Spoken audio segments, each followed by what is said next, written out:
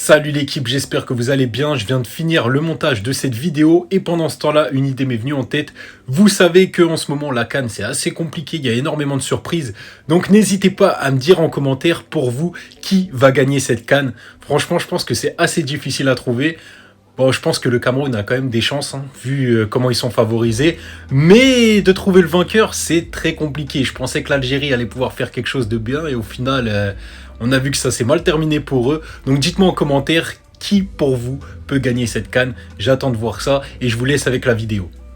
Salut l'équipe, on se retrouve pour une nouvelle analyse avec une semaine qui paraît assez calme. Donc on verra s'il y a des choses intéressantes ou pas à proposer. En tout cas pour demain, je me suis intéressé au match Sénégal contre le Cap-Vert et on va analyser ça ensemble. Au niveau des statistiques, c'est quand même assez proche. On voit un petit avantage pour le Sénégal. On est sur 60% de victoires contre 40%.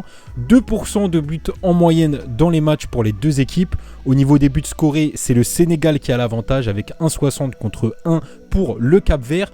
Le Sénégal a une très bonne défense, ça c'est à noter, ils sont très solides là-dessus, même si en ce moment ils ont un petit peu de mal à marquer, leur point fort c'est leur défense. Au niveau du Cap-Vert, c'est en moyenne un but par match d'encaisser, et au niveau des X-Goals, c'est également le Sénégal qui a l'avantage avec 1,56 contre 1,24 et 0,94 contre 1.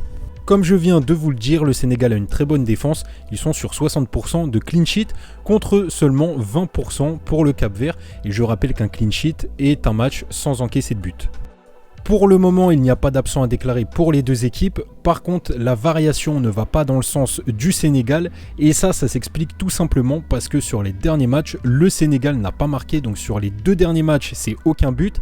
Et sur le troisième match contre le Zimbabwe, ils ont marqué mais uniquement sur penalty en fin de match. Si on ne prend pas en compte ce penalty, ça fait 3 matchs sans marquer de véritable but, donc je pense que c'est pour cette raison que la variation va dans le sens du Cap-Vert. Et ça a du sens vu les matchs précédents et les statistiques, mais quand on regarde les confrontations entre les deux équipes, on voit que le Sénégal a nettement l'avantage. Depuis 2010, le Sénégal n'a pas encaissé de but contre le Cap-Vert, donc je trouve que ça c'est intéressant, ça veut dire quand même qu'il y a une différence de niveau entre les deux équipes. Et vu l'enjeu du match, je pense que c'est le moment propice pour le Sénégal pour aller marquer enfin un but après 3 matchs sans avoir marqué un véritable but.